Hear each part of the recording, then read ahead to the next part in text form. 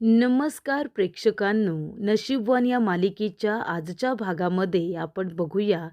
तर प्रेक्षकांनो, आपण बघितलं इथे आता दत्तूचा खून करण्यात आलेला असतो आणि हे संपूर्ण कारस्थान नागेश्वर घोरपडेने केलेलं असतं. बरं, सगळं काही करून सवरून स्वतः मात्र नामानिराळा राहतो. जणू काही त्याने काही केलेलंच नाहीये असं तो आता गिरिजासमोर म्हणत असतो. त्यानंतर प्रेक्षकांनो, गिरिजाने तर शपथ घेतली की जोपर्यंत मी माझ्या वडिलांच्या खुन्याला शोधून काढत नाही, तोपर्यंत मी काही स्वस्थ बसणार नाही. पण प्रेक्षकांनो, गिरिजाच्या हाती आता खूप मोठा पुरावा लागलेला असतो आणि ते म्हणजे नागेश्वर घोरपडेने केलेलं कॉन्ट्रॅक्ट पेपर आणि त्याच्यावरती केलेली गिरिजाने सही. हे सगळं आता गिरिजाच्या हाती लागलेलं असतं आणि त्याचबरोबर गिरिजाच्या महत्त्वाची गोष्ट समोर आलेली असते आणि ती म्हणजे तिच्या वडिलांच्या खुनाच्या मागे नागेश्वर घोरपडेचा खूप मोठा हात आहे. पण प्रेक्षकांनो, गिरिजाला कसं समजलं की हे सगळं नागेश्वरने केलंय? तर इथे आता प्रभास काका आहेत. तर प्रभास काकांनी येणाऱ्या भागामध्ये इथे आता नागेश्वराचं सत्य गिरिजापर्यंत पोचवलेलं असतं. इथे दत्तूचा खून करण्यामागे नागेश्वरचा खूप मोठा हात आहे. कारण दत्तूला समजलं होतं की गिरिजा ही अंगद आणि देवकी यांची मुलगी आहे आणि त्याचबरोबर त्या संपूर्ण प्रॉपर्टीची मालकीनसुद्धा गिरिजाच आहे. हे सगळं आता प्रभासने एका चिठ्ठीमध्ये लिहून गिरिजापर्यंत पोहोचवलेलं असतं. तेव्हा गिरिजाला समजतं की नागेश्वरने तिच्या खऱ्या आईवडिलांचा सुद्धा खून केलाय आणि त्याचबरोबर दत्तूचा सुद्धा खून केलाय फक्त प्रॉपर्टीसाठी. आणि त्यामुळे गिरिजाने आता रौद्र रूप धारण केलेलं असतं आणि ती इथे गनिमी कावा करत आता पोलिसांच्या मदतीने नागेश्वरला शिक्षा देण्याचं ठरवते. जेव्हा इथे नागेश्वरला तिने जंगलामध्ये भेटायला बोलवलेलं असतं, तेव्हा ती तिथे त्याच्या गुन्ह्याचा पाडा वाजते आणि तेव्हा प्रेक्षकांनो, इथे आता नागेश्वरने स्वतःच्या तोंडाने इथे गुन्हा कबूलसुद्धा केलेला असतो की मीच तुझ्या बापाला मारून टाकलेला आहे. कारण त्याला संपूर्ण इथे माझ्या कॉन्ट्रॅक्टबद्दल असू दे, प्रॉपर्टीबद्दल असू दे, सगळं काही समजलं होतं. म्हणून मी त्यालासुद्धा मारून टाकलं आणि आता मी तुलासुद्धा मारून टाकणार आहे, असं इथे नागेश्वर म्हणतो. आणि तेव्हाच प्रेक्षकांनो, त्या ठिकाणी पोलीस आलेले असतात आणि ते नागेश्वरला रंगेहात पकडून त्याला आता जेलमध्ये टाकतात. तर उशिरा का होईना प्रेक्षकांनो, नागेश्वरला त्याच्या गुन्ह्याची शिक्षाही मिळालेली असते. तर येणाऱ्या भागामध्ये कशा पद्धतीने रौद्ररूप धारण करत इथे गिरिजा नागेश्वरला जेलमध्ये पाठवते आणि आपल्या वडिलांच्या आणि आई-वडिलांच्या इथे आता खुनाचा बदला घेते, ते आपण आता सविस्तरपणे बघूया. तर प्रेक्षकांनो, गिरिजा आणि त्याचबरोबर मोनू यांचे वडील दत्तू हा आता या जगामध्ये नाही आहे. त्यामुळे मोनू आता एकटा पडलेला असतो. रुद्रने सांगितलेलं असतं की मोनू, आता तू इथेच तुझ्या ताईबरोबर राहायचं आहे, याच घरामध्ये. तुला तुझ्या घरी जायची गरज नाही. तेव्हा इथे नागेश्वर म्हणतो की चिरंजीव, तुम्ही खूप छान निर्णय घेतला की तुम्ही दत्तूला अग्नीसुद्धा गिरिजालाच द्यायला लावली आणि आता मोनूला सुद्धा तुम्ही इथेच घेऊन आलात. त्यानंतर प्रेक्षकांनो, इथे आता नागेश्वराने खून केलेला असतो ही गोष्ट प्रभासला माहिती असते. तेव्हा प्रभास म्हणतो, हे सत्य मला गिरिजापर्यंत काही करून पोचवावंच लागेल. गिरिजाला कळायला हवं की तिच्या वडिलांच्या खुन्याच्या मागे नक्की कोण आहे ते. तेव्हा प्रेक्षकांनो, इथे आता प्रभास रूममध्ये कुणीही नसताना आता पेन आणि पेपर घेतो आणि एक चिठ्ठी तयार करतो. त्याच्यामध्ये त्याने लिहिलेलं असतं की मला इथे भेटायला इथे दत्तू आला होता. दत्तूने मला संपूर्ण सत्य सांगितलंय. खरं तर नागेश्वर घोरपडेची जी प्रॉपर्टी आहे, ती खरी प्रॉपर्टी तुझी आहे गिरिजा, आणि तू अंगद आणि देवकी यांची एकुलती एक मुलगी आहेस आणि त्यामुळे तू नशीबवान आहेस. ही गोष्ट नागेश्वरला समजली आणि त्यामुळे तुझ्या नशिबाचा फायदा उचलता यावा यासाठी तुझं लग्न त्याने रुद्रबरोबर लावलेलं आहे.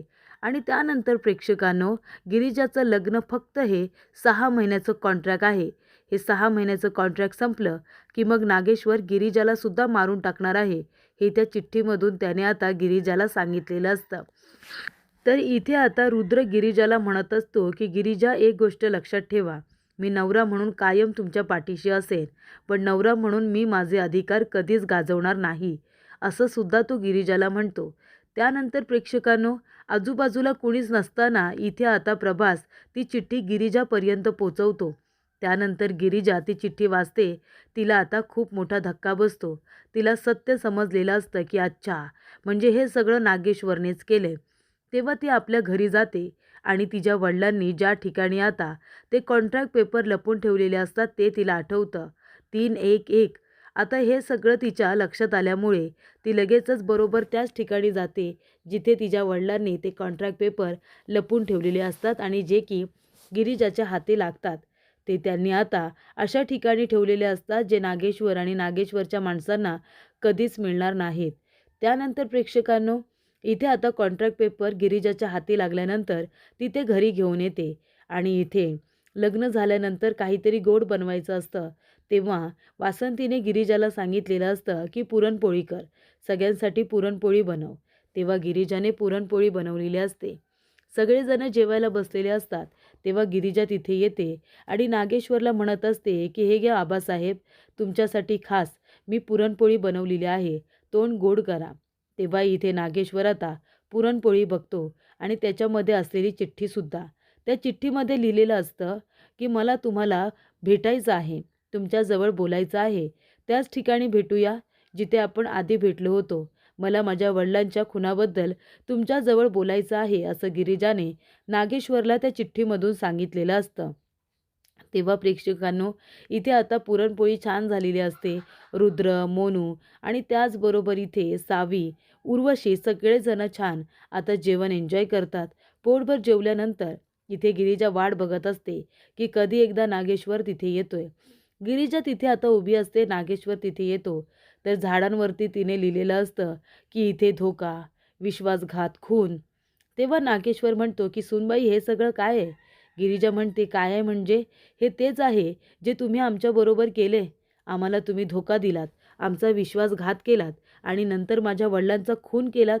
का? कशासाठी केलं हे तुम्ही?" कारण त्यांना कळलं होतं की तुम्ही हे लग्न म्हणजे एक कॉन्ट्रॅक्ट केलं आहे 6 महिन्याचा, बरोबर ना? आणि अजून बरंच काही कळलंय मला तुमच्याबद्दल. ते आता बोलायचं नाहीये. पण तुम्ही माझ्या वडिलांचा खून केलात. कारण का? हे कॉन्ट्रॅक्टचं सत्य कुणाला कळू नये म्हणून. 6 महिन्यानंतर तुम्ही मला मारून टाकणार आहात. हे सत्य कुणालाही कळू नये म्हणून. तेव्हा नागेश्वर म्हणतो, "हां, हां, म्हणूनच. म्हणूनच मी तुझ्या बापाचा खून केला. कळलं तुला? आणि आता तुलाही सत्य समजलंय ना? मग तुझाही मी खून करतो ना." तेव्हा प्रेक्षकांनो, इथे आता नागेश्वर हा आता गिरिजाला मारतोय ही गोष्ट पोलिसांना कळते आणि ती प्रभासनेच सांगितलेली असते प्रेक्षकांनो. प्रभासने पोलिसांना फोन करून सांगितलेलं असतं की जंगलाच्या ठिकाणी जा आणि गिरिजाने सुद्धा इथे पोलिसांना आधीच सांगून ठेवलेलं असतं की तुम्ही त्या ठिकाणी यायचं योग्य वेळ आल्यानंतर. गिरिजाने आपला मोबाईल सुरू ठेवलेला असतो. नागेश्वर जे काही बोलतो ते सगळं पोलिसांनी ऐकलेलं असतं आणि जेव्हा इथे नागेश्वर आता गिरिजाचा खून करायला जातो तेव्हा गिरिजाने चाकू पकडलेला असतो, चाकूचा हात पकडलेला असतो आणि ती इथे आता नागेश्वरला आपल्याला मारू देत नाही. ती म्हणते, "हे कॉन्ट्रॅक्ट पेपर आहेत, जे की आता नागेश्वर साहेबांनी केलेत. 6 महिन्याचं फक्त हे लग्न होतं. माझे वडील आजारी होते, मला त्यांनी पैसे दिले होते, म्हणून मी हे कॉन्ट्रॅक्ट न वाचता घाईघाईने सही केली होती. पण आता नाही. मला माहितीसुद्धा नाही आहे की हे कॉन्ट्रॅक्टमध्ये काय होतं. फक्त एवढंच होतं की मी पैसे घेतलेत आणि माझं लग्न रुद्रबरोबर होणार आहे. पण 6 महिन्याचं कॉन्ट्रॅक्ट आहे किंवा मला नंतर मारलं जाणार आहे, हे मला सांगितलं गेलं नव्हतं. फसवणूक केली यांनी, आमची विश्वासघात केलाय, धोका दिलाय आम्हाला, माझ्या वडिलांचा खून केलाय आणि हे त्यांनी स्वतःच्या तोंडाने कबूलसुद्धा केले." तेव्हा इन्स्पेक्टर साहेब येतात आणि म्हणतात की "नागेश्वर साहेब, माफ करा आम्हाला, खरंच माफ करा. पण तुमचं आता बोलणं आम्ही स्वतः ऐकलंय आणि तुम्ही तुमच्या गुन्ह्याची कबुली स्वतःच दिली. तेव्हा आता आम्ही तुम्हाला अरेस्ट करणार आहोत." तेव्हा प्रेक्षकांनो, इथे आता नागेश्वर म्हणत असतो की "आम्ही तसं काही केलेलं नाहीये. सुनबाईंचा काहीतरी गैरसमज झालाय." तेव्हा इथे आता रुद्रला सुद्धा गिरिजाने ते पेपर दाखवलेले असतात. कॉन्ट्रॅक्ट पेपर, 6 महिन्याचं कॉन्ट्रॅक्ट आणि त्यानंतर गिरिजा घर सोडून नाही गेली तर लग्नाचं सगळं खर्च मागून घेणार आणि खर्च नाही दिला लग्नाचा तर या जगातून डायरेक्ट तिला ढगात पाठवणार, असं नागेश्वरने लिहिलेलं असतं. त्यामुळे प्रेक्षकांनो, कॉन्ट्रॅक्ट वाचल्यानंतर रुद्रला सुद्धा खूप मोठा धक्का बसतो आणि जे काही घडलेलं असतं ते सगळं आता गिरिजाने रुद्रला सांगितलेलं असतं. तिच्या वडिलांच्या खुनाच्या मागे नागेश्वर घोरपडे आहे. त्यांनी जी काही कबुली जबाब दिलेला असतो तो तिने मोबाईलमध्ये रेकॉर्ड केलेला असतो आणि ते रेकॉर्डिंग तिने आता रुद्रला दाखवलेलं असतं. त्यामुळे प्रेक्षकांनो, रुद्रच्या समोरसुद्धा नागेश्वर घोरपडेचा खरा चेहरा आलेला असतो. त्यामुळे इथे आता गुन्ह्याला माफी नाही. तेव्हा इथे नागेश्वर घोरपडेला अरेस्ट करून पोलीस आपल्याबरोबर घेऊन जातात. तर अशा रीतीने प्रेक्षकांनो, नागेश्वर घोरपडेला त्याच्या गुन्ह्याची शिक्षाही मिळवून दिलेली असते. गिरिजाने, अंगद आणि देवकी त्याचबरोबर दत्तू या सगळ्यांच्या खुनाचा आता बदला हा नागेश्वर घोरपडे करून घेतलेला असतो. त्याला जेलचा रस्ता दाखवलेला असतो.